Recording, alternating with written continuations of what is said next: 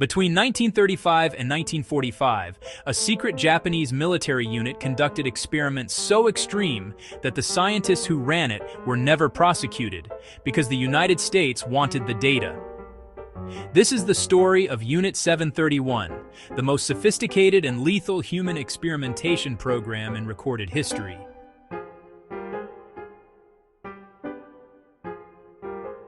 It had a quiet name: the Epidemic Prevention and Water Purification Department. The work it did was not meant to be known. From the air, the plains of Manchuria stretch out, vast and empty. In the 1930s, this land became a frontier for an expanding Japanese empire. Near Harbin, in a district called Pingfang, a sprawling complex began to take shape, far from prying eyes. High walls, electrified fences, administrative buildings, barracks, smokestacks, an airfield. Inside those walls, a different kind of work was being done. A place dedicated to a new kind of warfare, a factory of death, disguised as a center for public health. The purpose was simple and terrible: develop biological and chemical weapons. And to perfect them, they needed tests. The test subjects were not animals, they were human beings, men, women, children, imprisoned, experimented upon, and killed in methodical ways. Over 3,000 personnel worked here. They kept detailed records, bureaucratic language masking industrialized horror. The Kempeitai, Japan's military police, fed the pipeline of prisoners. If you were anti-Japanese, a communist, or simply suspicious, you could disappear. Torture, interrogation, then transfer to Pingfang. Entire villages were targeted. Families were loaded onto trucks and trains, told they were going to work camps. Their journey ended behind these fences. Names were taken, numbers assigned. Estimates inside the facility range from 3,000 to 12,000 killed, not counting field tests and attacks on cities. Include those, and the deaths climb into the hundreds of thousands. Exact figures will never be known. Most records were destroyed as the war ended. Inside Unit 731, prisoners were called maruta, logs, a linguistic trick to erase empathy. If someone said, "We need 3 more logs," everyone understood. Victims were Chinese civilians and POWs, also Soviet, Korean, and Mongolian prisoners. No one was meant to leave alive. Bodies were disposed of with chilling efficiency. Each number was a life, a family, a future stolen. One of the most common procedures was vivisection, dissecting a living person. Subjects were often infected first: plague, cholera, typhoid, anthrax. Then cut open to watch disease in real time: the liver, the lungs, the heart. Organs removed piece by piece. Observations meticulously recorded. Manchuria's winters were weaponized to study frostbite. Prisoners were forced to immerse limbs in barrels of ice water or stand in freezing wind until frozen solid. A stick strike on frozen flesh made a sound like wood. Scientists tested thawing methods, hot water versus natural warming, documenting rot, tissue death, and rewarming thresholds. The goal: the optimal temperature to rewarm a frozen limb. The subjects were not being treated, they were being used.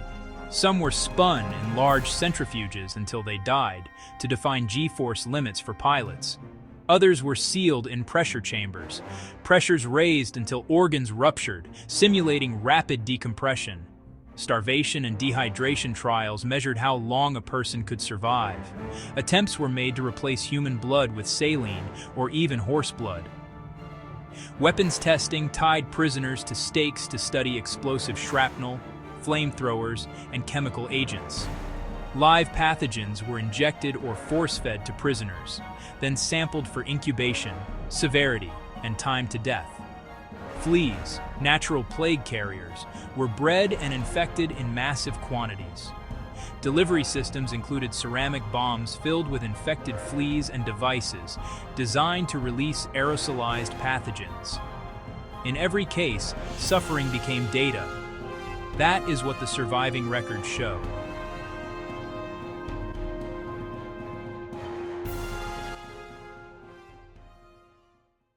The work was not theoretical. It was put into practice. The Uji bomb, ceramic, designed to shatter, filled with grain and thousands of plague-infected fleas. Dropped over cities, the bomb scattered fleas across a wide area. A weapon meant to start an epidemic quietly and invisibly. In 1940, planes linked to Unit 731 dropped plague-infected fleas over Ningbo. Similar attacks struck Zhejiang and Hunan. Plague followed. Eyewitnesses saw low-flying planes dropping wheat to attract rats, amplifying the spread. Wells and ponds were seeded with cholera and typhoid. Food was poisoned, steamed buns laced with pathogens, targeting soldiers and civilians alike. The goal: weaken forces, disrupt society, create panic. Total war, no distinction between soldier and child. Some epidemics lingered for years. As the Soviet army advanced in August 1945, destruction orders arrived. Pingfang's main buildings were blown up. Photographs and research notes burned. Remaining prisoners, the Maruto, were killed to erase witnesses. Staff were issued cyanide. Ishii and top scientists fled, carrying what couldn't be burned, the data in their heads, and what documents they saved.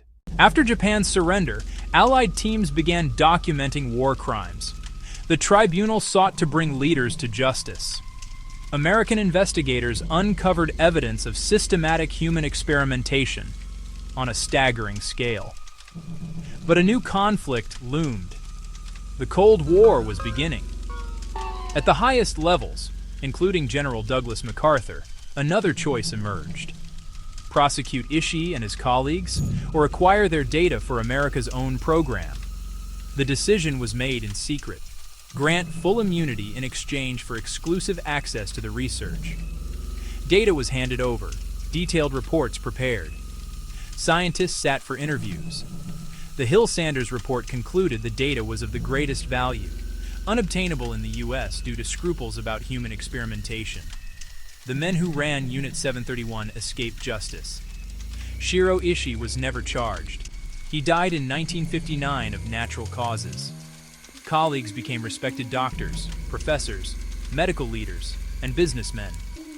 The Soviets tried a dozen lower-ranking members in 1949. The leaders remained free. In America, the files were classified. The cover-up held for more than 30 years.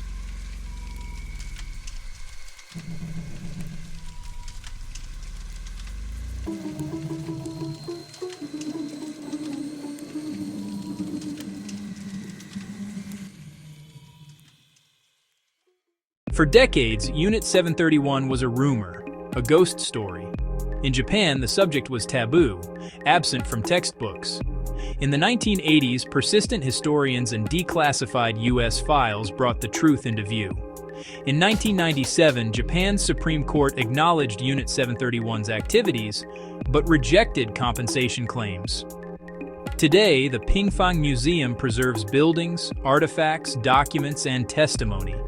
It forces a confrontation with what happens when science serves ideology without humanity. Data purchased for a modest sum was integrated at Fort Detrick. Frostbite, pathogens, human endurance, all gleaned through torture and murder. Unit 731 is not a theory. It is documented history, confirmed by declassified U.S. files, Japanese court records, and survivor testimony. The scientists were never tried. The data was used, and for decades, the world looked away. If the data was obtained this way, and much is still classified, what does that mean for the research that followed? If you think history is sanitized, you're right. Hit subscribe. We dig into the parts they left out. The origins of Unit 731 trace to one man, General Shiro Ishii, a physician and army officer. In the early 1930s, he toured Europe and the United States, studying foreign biological and chemical programs.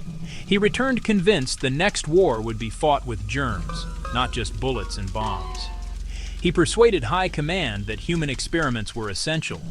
Japan's 1931 invasion created territory, resources, and a population deemed exploitable. Ishii got funding, personnel, and a site. After a prison break and explosion in 1934, operations shifted and expanded to Pingfang. Pingfang was isolated for secrecy, yet close to rail, with the Kwantung Army controlling the local population. A bland cover explained the doctors and scientists, while hiding what would begin inside. The unit began operations in earnest. This was not a rogue lab.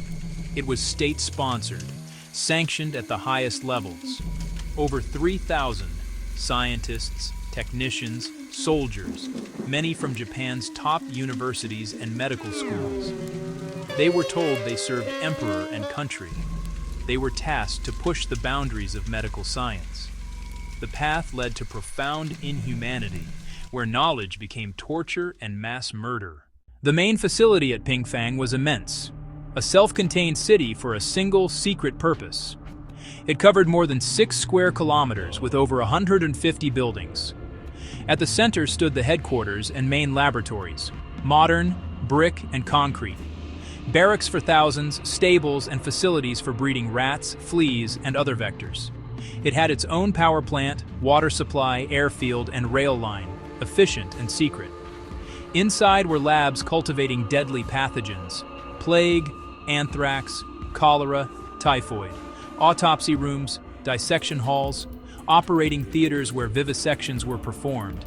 At the heart, a special prison, fortified, built to hold hundreds, observed constantly. Prisoners were fed and monitored, not as mercy, but to serve as clean baselines. Staff called them maruta, logs, a deliberate dehumanization. Cruelty wasn't only in experiments, it was in daily life, waiting, listening, knowing. Staff recorded data, wrote reports, discussed findings over meals. They separated the man who performed a vivisection from the man who went home to his family.